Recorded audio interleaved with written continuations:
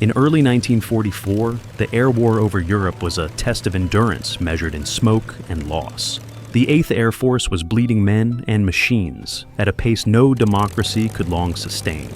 Every daylight mission into Germany carried the same prayer that someone would make it back. The skies above the Reich were not yet friendly. They were a crucible, and the Luftwaffe still ruled them. Far to the south, on the sun-hardened runways of Ramatelli, Italy, a new kind of unit prepared for combat. The 302nd Fighter Group, known among themselves simply as the Tuskegee Airmen, was America's first all-black fighter group. They had trained in isolation, under skeptical eyes, their abilities questioned before they had even fired a shot in anger. Their P-51 Mustangs gleamed in the Italian light, each tail painted crimson, a mark of pride and a warning: red tails. On March 24, 1944, their orders sounded routine on paper. The 15th Air Force would send a wave of bombers north toward the industrial belt of southern Germany. The Red Tails' task: protect them. Simple words that belied the truth. To fly escort meant to meet the Luftwaffe head-on, to draw the storm onto yourself so the bombers could survive long enough to drop their payloads. Captain Lee Preacher Johnson, a former schoolteacher from Georgia, led one of the escort flights that morning. He had studied flight patterns the way he once studied equations, methodically, with reverence. But he understood that today, equations wouldn't save them. The Germans outnumbered them nearly 10-1, their Messerschmitts and Focke-Wulfs, flown by veterans forged in the Battle of Britain. At dawn, the men gathered in the briefing tent. The map stretched across the table, pins marking Regensburg, Munich, and the Danube corridor. The intelligence officer spoke in dry phrases. Expected resistance, heavy flak zones, minimal fighter cover. But every pilot in the tent knew what that meant. Johnson listened without expression. Around him, the younger men joked softly, pretending not to notice the tremor in their hands. Outside, mechanics fueled the Mustangs. The air carried the scent of Avgas and wet earth. Sergeant Luther Brown, the crew chief, tapped the red tail of Johnson's plane and murmured, "Make 'em see us for what we are, Captain." Johnson smiled faintly, adjusted his gloves, and climbed into the cockpit. At Mund 900, the flight took off, 8 red tails rising from the coastal plain, engines merging into a single metallic hymn. The Adriatic shimmered beneath them as they climbed through broken cloud. Behind, sunlight turned their scarlet tails into moving embers. By mid-morning, they rendezvoused with the bomber stream, hundreds of B-17s lumbering eastward toward Regensburg. Johnson's flight spread across the high flank, above and behind, their Mustangs weaving a protective net. For the first hour, the sky was quiet, too quiet, the calm before a kind of violence few could describe. Then came the first warning from the lead bomber. "Bandits, 12 o'clock high." From the haze beyond Munich, dark shapes multiplied against the blue. The Luftwaffe was climbing fast, dozens, too many to count. Johnson saw the sun flash on their wings and recognized the pattern, seasoned hunters forming into attack wedges. 8 red tails now stood between the bombers and nearly 70 German fighters. He pressed his radio key. "All red units stay tight. We hold the line. No bomber gets touched. Understood?" The replies were steady, disciplined. They had drilled for this moment long before they were trusted to fight. Their doctrine was simple: never abandon the bombers, never chase glory. At 22,000 feet, the formations met. The first burst of cannon fire ripped past Johnson's canopy. The air exploded in streaks of white tracer and black flak smoke. He rolled into the attack, guns spitting flame. The Germans came in waves, Bf-109s diving through the bomber boxes, FW-190s circling for a kill. The red tails wove through them with surgical precision, their crimson-tailed Mustangs cutting across the gray sky like streaks of blood. For every Mustang that fell, another slid into its place. They didn't scatter. They didn't break formation. They fought the way they had been forced to live, together, unseen and unrelenting. High above the Danube, Captain Johnson caught sight of a bomber, trailing smoke but still holding course. He leveled his guns, took down the 190 that hunted it, and watched the German plane tumble into cloud. Then his radio crackled with a voice from a white bomber pilot he'd never met. "Red tails, you've got angels on your wings." For the first time in years, Johnson allowed himself to smile. The mission was far from over.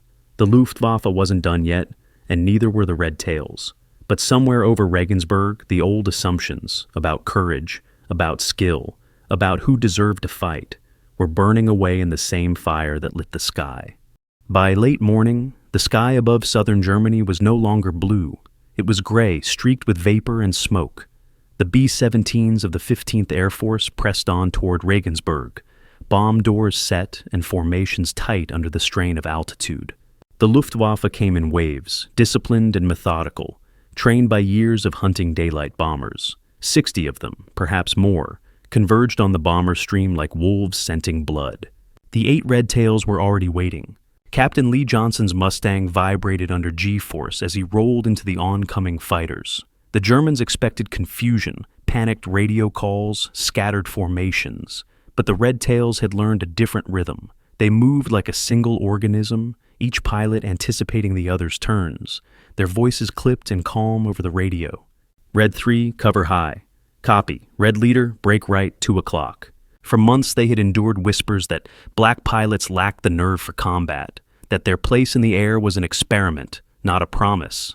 Now, in the pale Bavarian light, they answered those doubts with the sharp bark of 6 Browning 50 caliber guns. The first pass was pure chaos.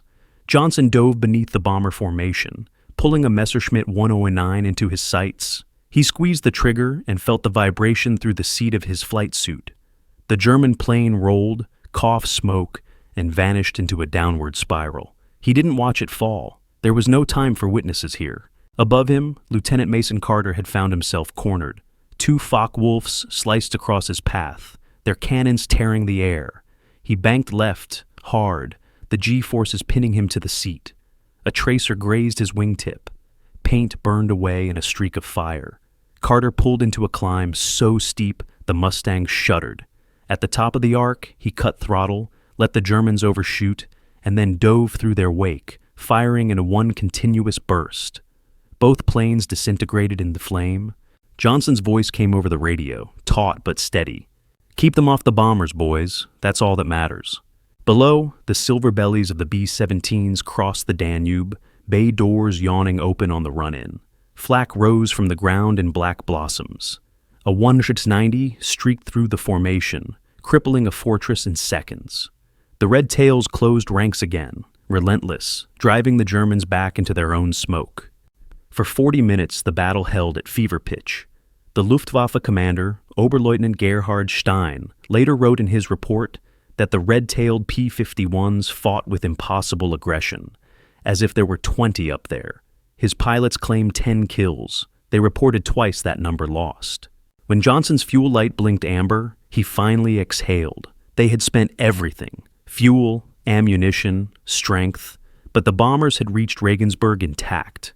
The thunder of detonations rippled through the air, rolling across the Alps like distant weather. Still, no one celebrated. The fight wasn't won until they returned home, and the journey back was as perilous as the one out. At 20,000 feet, with flak still bursting below, Johnson looked to his left.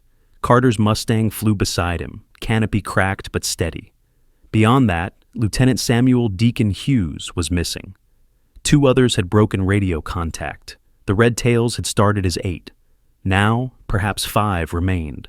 They turned south, battered but disciplined, throttling down to conserve fuel. The silence in Johnson's headset felt heavier than any enemy fire. Somewhere behind them, the Luftwaffe regrouped. 3 Messerschmitts broke from the haze, chasing the retreating fighters. Johnson banked to meet them. He didn't call for help. The first German came head-on. At closure speeds over 700 miles per hour, there was no room for maneuver, no room for doubt. Johnson fired a short burst. The 2 planes crossed like dueling swords. The 109 erupted in orange flame. Debris glanced off Johnson's wing. The second dove from above. Carter intercepted it, trading altitude for angle, and his gun spoke once, twice. The German fell away. The last turned and fled. For a moment, the sky was still. "Regensburg bombers clear," came the voice of a bomber navigator on the shared channel. "We owe you boys a drink." Johnson didn't answer.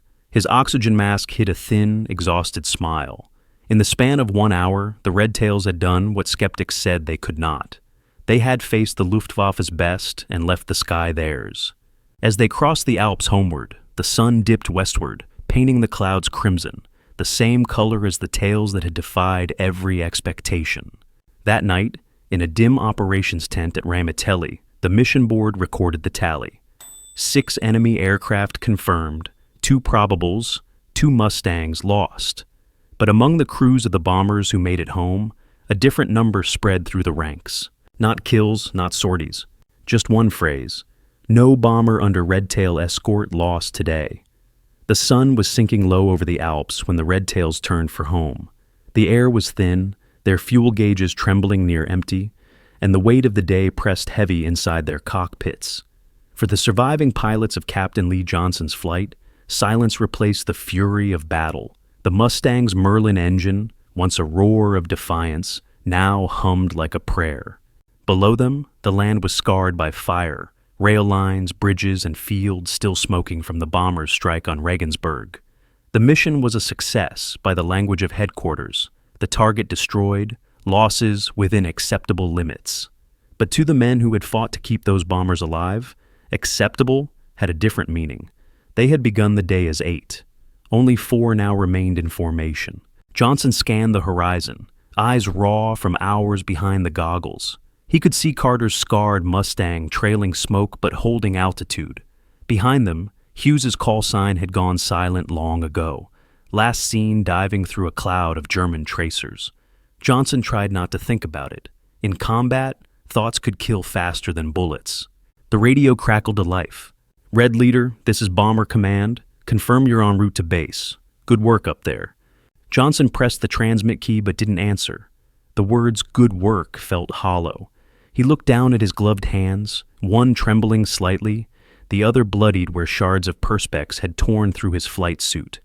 The cockpit smelled of cordite and oil. He wiped the canopy clean, revealing a horizon washed in dying gold. Far to the west, black dots began to appear once more. Not Messerschmitts this time, flak bursts climbing from the ground as the Luftwaffe's gunners tracked their return path. Even homeward, the sky demanded its toll. Johnson keyed his mic again. "Red Flight, stay tight. We're almost home." The answer came from Carter, faint but steady. "Copy that, Captain. Still got one more climb in me." They dove to lower altitude, weaving through thin cloud, the cold biting through the cabin walls. Somewhere beneath them lay the Italian coast. Home was only minutes away, but in war, minutes could be an eternity. A sudden flash tore through the twilight.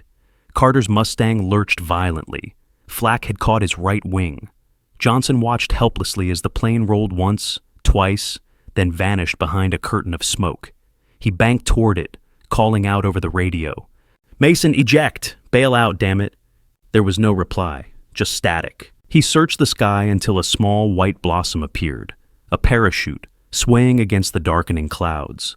Relief washed over him, tempered by the grim knowledge that German ground patrols would be waiting. Carter was alive, for now, but he would finish the war behind wire. Johnson turned back toward Ramitelli, the last of the fuel needles trembling in the red. Behind him, the sky glowed faintly from the dying fires over Regensburg. For the first time that day, silence felt heavier than sound.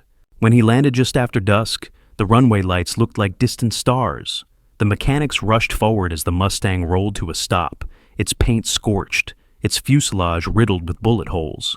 Johnson sat motionless for a long moment before climbing down. Sergeant Brown met him at the wing, eyes wide. "How many made it back, Captain?" Johnson looked across the tarmac. 3 planes, that was all. "It's 4 started home," he said quietly. 3 made it. The ground crew said nothing. They didn't need to. The Red Tails had brought every bomber home that day, every single one, but victory often arrived hand in hand with loss. That night, in the dim barracks, Johnson wrote in his flight log. His handwriting was careful, deliberate, the words a soldier's way of reclaiming order from chaos. March 24th, 1944, escort mission to Regensburg. Heavy enemy contact, mission success. Lost Carter and Hughes, 5 kills confirmed. One more lesson learned, courage is a finite thing, but faith lasts longer. He closed the book and sat for a moment, listening to the sound of engines cooling outside. Somewhere in the distance, another squadron took off for a night patrol. The war would not wait. But word of the Red Tails' performance spread faster than any aircraft. The bomber crews who had once doubted them now requested those red-tailed angels by name. In letters home, gunners and pilots alike wrote of the men who fought without fear, who never broke formation, who stood between death and the rest of them. In Berlin, Luftwaffe intelligence filed its own report. American Negro pilots display extraordinary discipline, avoid dogfights, protect bombers, highly effective. The Germans had meant it as observation. History would record it as vindication. Back at Ramitelli, as midnight settled over the Adriatic, Johnson stepped outside the tent and looked at the stars. He thought of the men still missing, the ones who would not return. The sky was vast and indifferent, but for a fleeting moment, he imagined he could hear the fading hum of their engines. Steady, resolute, eternal. Tomorrow would bring another mission, another sky to claim. But tonight, for the first time, he believed what so many others were only beginning to see. They weren't fighting to prove their worth anymore. They were fighting because they already had. By the spring of 1945, the Red Tails had become something more than a fighter group. They were a symbol carved into the sky itself. Their crimson-tipped Mustangs no longer drew ridicule or doubt from their white counterparts. Instead, bomber crews asked for them by name. In mission briefings, navigators whispered it like a charm against death. "We've got the Red Tails today." At Ramitelli, Captain Lee Johnson walked the line of his flight once more, the hangars humming with the tired rhythm of victory drawing near. Europe was breaking apart under Allied fire. Hitler's Reich was cornered, its air defenses shattered. Yet even as the end came into view, Johnson felt the same tension in his chest each dawn, that quiet fear that war never truly ended. It only faded, leaving ghosts in its wake. The 332nd Fighter Group had flown more than 15,000 sorties. They had destroyed hundreds of enemy aircraft, trains, and convoys. But the number that mattered most to the men who flew under those Red Tails was smaller and quieter. Not a single bomber under their protection was ever lost to enemy fighters. It was a record no other unit could claim. When the final missions came, escort runs over Austria, strafing attacks in Czechoslovakia, the Red Tails moved like seasoned craftsmen, efficient and composed. Their dogfights had become shorter, their tactics sharper. The Luftwaffe was a shadow of what it had been, its aces dead or grounded. Yet even now, when Johnson's formation sighted enemy aircraft, he felt the same slow tightening of focus, the same voice in his mind that had carried him through Regensburg. Stay steady, keep them safe. In early April, the radio brought news that Germany was collapsing. Some pilots cheered. Johnson did not. For him, victory was not a shout, but a silence. The long, aching quiet after the noise was gone. The war ended on a warm May morning. The sky was a clean, impossible blue. At Ramitelli, the pilots of the 352nd gathered for the last time. They stood in loose formation as their commander read the orders deactivating the group. Some men grinned, others wept openly. Johnson watched their faces, each one marked by fatigue and pride, by what they had seen and done. A white colonel from Bomber Command stepped forward. He cleared his throat, looking at the rows of black airmen before him. "Gentlemen," he said simply, "you've done more than protect bombers. You've protected the idea of what this country says it is." There were no speeches, no music, just the sound of wind moving through the hangars. It was the kind of silence that carried more weight than applause. Years later, long after the war, Lee Johnson would return to Georgia. He took up teaching again in a small town that barely remembered the headlines of 1944. He never talked much about the war, except when a student asked what it felt like to fly. Then he would smile faintly and say, "It felt like proving the world wrong, 1 mile at a time." His logbook, still stained with oil and dust, ended with a final line written in the same careful hand. "Mission complete. All escorts home." In the decades that followed, the legend of the Red Tails grew, not from myth, but from testimony. Bomber crews told their sons about the day a red-tailed Mustang appeared out of nowhere and drove off a Messerschmitt.